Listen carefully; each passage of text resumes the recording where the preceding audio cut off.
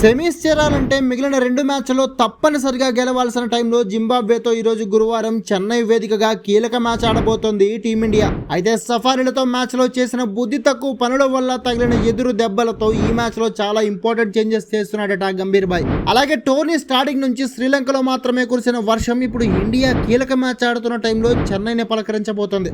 మరి వర్షం పడే మ్యాచ్ రద్దు అయితే పరిస్థితి ఏంటి? అలాగే అన్నిటికంటే ఇంపార్టెంట్, ఈ మ్యాచ్లో మనం దాదాపు 70 రన్స్ తేడాతో గెలిస్తే కానీ కనీసం పాజిటివ్ నెట్ రన్ రేట్లోకి రావడం అసాధ్యం. మరి అంత తేడాతో జింబాబ్వేని ఓడించగలమా? అదే టైంలో శ్రీలంకలో ఆడిన ప్రతి మ్యాచ్లో గెలిచి గ్రూప్ టాపర్గా ఇండియాలో అడుగుపెట్టిన జింబాబ్వేకి ఫస్ట్ సూపర్ 8 మ్యాచ్లోనే ఏకంగా 107 రన్స్ తేడాతో ఓడించి నువ్వు పిల్లబచ్చా టీమ్వి అని గుర్తు చేసింది విండీస్. మరి స్క్వేర్ బౌండరీస్తో బ్యాటింగ్ ప్యారడైజ్గా పిలువబడే చెన్నై చెపాక్ స్టేడియంలో మన టీమిండియా కూడా అలాంటి మ్యాజిక్ చేయగలదా? అసలు ఈ మ్యాచ్లో ఇండియా గెలవగలదా లేదా? పదండి, ఇలాంటి మోస్ట్ ఇంపార్టెంట్ విషయాల గురించి ఈ రోజు వీడియోలో మాట్లాడుకుందాం. టీంలో కీ చేంజెస్, సంజు వస్తున్నాడు. సౌత్ ఆఫ్రికాతో మ్యాచ్లో బుద్ధి గడ్డి తిని చేసిన ప్రయోగాలు ఎదురు తిరిగి మొత్తం టీంకే ఊహించిన దెబ్బ తగలడంతో ఇప్పుడు కోచ్ గంభీర్, కెప్టెన్ సూర్యకుమార్ యాదవ్ కాస్త బుర్ర పెట్టి ఆలోచించి టీంలో కొన్ని మార్పులు చేయాలని డిసైడ్ అయ్యారట. ముఖ్యంగా సఫారీలతో మ్యాచ్లో అనవసరంగా అక్షర్ని పక్కన కూర్చోబెట్టడం ఎంత పెద్ద బ్లండర్ మిస్టేకో అర్థం కావడంతో జింబాబ్వేతో మ్యాచ్లో మళ్ళీ అక్షర్ని టీంలోకి తీసుకురావాలని డిసైడ్ అయ్యారు. అలాగే రింకు సింగ్ కూడా తండ్రి అనారోగ్యం కారణంగా నోయిడా వెళ్ళిపోవడం, మ్యాచ్ టైంకి వస్తాడో లేదో సస్పెన్స్ ఉండడంతో సంజుని ఫైనల్ 11లోకి తీసుకోవాలని ప్లాన్ చేస్తున్నారట. దానికోసమే మంగళ బుధవారాల్లో ఇషాన్ కిషన్తో కలిసి విపరీతంగా ప్రాక్టీస్ చేశాడు సంజు. ఒకవేళ నిజంగానే సంజు టీంలోకి వస్తే అప్పుడు మొత్తం టీం షఫుల్ చేయాల్సి ఉంటుంది.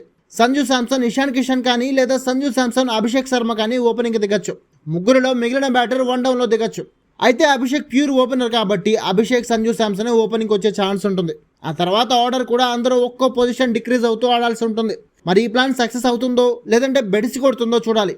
అంతేకాదు, ఒకవేళ రింకు రిటర్న్ వచ్చినా తిలక్ వర్మనైనా పక్కన కూర్చోబెట్టి సంజు శాంసన్ ఫైనల్ 11లో ఆడించడమే బెటర్ అని స్వయంగా గంభీరే అంటున్నాడని టాక్. మరి నిజమేంతో తెలీదు. కానీ అదే నిజమైతే మాత్రం సంజు శాంసన్ ఈసారైనా బాగా ఆడి మ్యాచ్ విన్నింగ్ నాక్తో టీంని నిలబెట్టాలి. దానికి తోడు స్పిన్కు సపోర్ట్ ఇచ్చే చెన్నై పిచ్ పై ఎక్కువ మంది లెఫ్ట్ హ్యాండర్ బ్యాటర్లతో దిగితే అది చాలా డేంజర్. అందుకే సంజు టీంలోకి రావడమే ఇప్పుడు బెటర్ అని గంభీర్ అనుకుంటున్నాడట. సంజు స్పిన్ కూడా బాగా ఆడగలడు కాబట్టి దాదాపు ఫైనల్ 11లో ఉండే ఛాన్సులే కనిపిస్తున్నాయి. నెక్స్ట్ గా జింబాబ్వేపై ఇండియా గెలుస్తుందా లేదా అనే డౌట్ లేదు. పిచ్ మనది. అందులోనూ బ్యాటింగ్ ప్యారడైజ్ చెన్నై చెపాక్ స్టేడియంలో మ్యాచ్ జరుగుతుండడంతో పాటు అక్షర్ పటేల్, వరుణ్ చక్రవర్తి కీ రోల్ పోషించబోతున్నారు. అలాగే అభిషేక్ కూడా బౌలింగ్ బాగా ప్రాక్టీస్ చేశాడు కాబట్టి మ్యాచ్లో అభిషేక్ సేవలు కూడా యూజ్ చేసుకోవచ్చు సూర్యాసాబ్. ఇక మోస్ట్ క్రూషియల్ పాయింట్ ఏంటంటే ఈ మ్యాచ్లో మనం గెలిస్తే సరిపోదు, 70 రన్స్కి పైగా మార్జిన్తో జింబాబ్వేని ఓడించాలి. అది సాధ్యమేనా అంటే ఖచ్చితంగా సాధ్యమే. కానీ దానికి మనం బ్యాటర్లు మళ్ళీ ఫామ్లోకి రావడం అవసరం. ముఖ్యంగా అభిషేక్ శర్మ తన దరిద్రాలన్నీ మూటగట్టి మచ్చుపై తోసి ఫ్రీగా బ్యాటింగ్ చేయాలి. మళ్ళీ ఓల్డ్ అభిషేక్ని చూపించాలి. ఇషాన్ కిషన్ కూడా పాకిస్తాన్పై చూపించిన దూకుడు మళ్ళీ చూపించి ఆడాలి. అలాగే సంజు కూడా ఫామ్లోకి రావాలి. ఆ తర్వాత సూర్య, తిలక్ వన్డే బ్యాటింగ్ ఆడకుండా T20 స్టైల్లో బ్యాటింగ్ చేయాలి.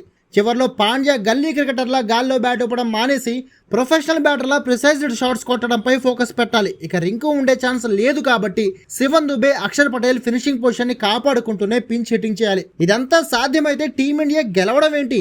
భారీ స్కోర్ చేసి 77 రన్స్ కర్మ, 100 రన్స్ కంటే ఎక్కువ తేడాతోనే గెలిచే ఛాన్స్ ఉంటుంది. మరి మన బ్యాటర్లు ఆరెంజ్ పెర్ఫార్మెన్స్ ఇస్తారంటారా? మీరేమనుకుంటారో కామెంట్ చేసి చెప్పండి. అయితే వీళ్ళందరికీ బాగా కలిసి వచ్చే పాయింట్ చెన్నై పిచ్. ఇదే జింబాబ్వేకి పెద్ద మైనస్ కూడా. అయితే జింబాబ్వేకి మైనస్ ఎందుకు అవుతుందో చూసే ముందు మనకెందుకు ప్లస్ అవుతుందో చూద్దాం.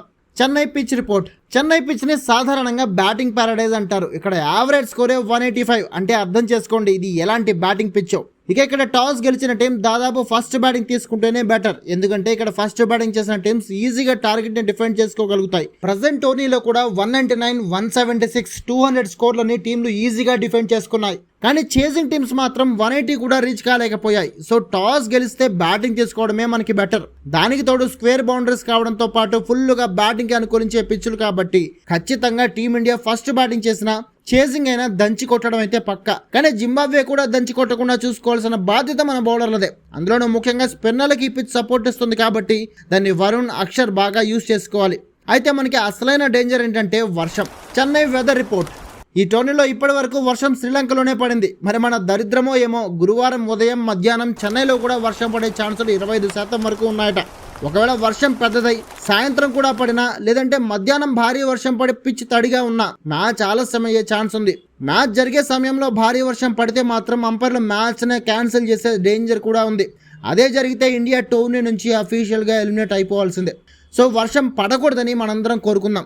చివరిగా ఈ మ్యాచ్లో జింబాబ్వేకి పెద్ద మైనస్ ఏంటో చూద్దాం. జింబాబ్వేకి గ్రూప్ స్టేజ్ మ్యాచ్లన్నీ శ్రీలంకలో పెద్ద గ్రౌండ్లలో ఆడి అపోనెంట్స్ని మట్టి కరిపించి వచ్చింది ఇక్కడికి. కానీ ఇండియాలో అతిపెద్ద పిచ్చులు ఉండవు. దానికి తోడు ఇక్కడ దాదాపు బ్యాటింగ్ వికెట్లే ఉంటాయన్ని. అలాగే ఇక్కడ పిచ్చులు కూడా జింబాబ్వేకి కొత్త. ఈ కారణం వల్లే వాంఖడేలో విండీస్తో జరిగిన మ్యాచ్లో కూడా దారుణంగా ఓడిపోయింది. ఇక ఇప్పుడు ఇండియాతో మన ఇండియన్ బ్యాటర్లకి బాగా కలిసి వచ్చే చెన్నై పిచ్చులు ఆడుతుండడంతో జింబాబ్వేకి ఇది కూడా మైనస్ కాబోతోంది. అయితే జింబాబ్వేలో సికందర్ రజా, బ్రాడ్ ఈవన్స్, ముజరబాని ఫుల్ ఫామ్లో ఉన్నారు. ఈ ముగ్గురు బౌలింగ్ని జాగ్రత్తగా ఎదుర్కొంటే తప్ప మన బ్యాటర్లు భారీ స్కోర్ చేయలేరు.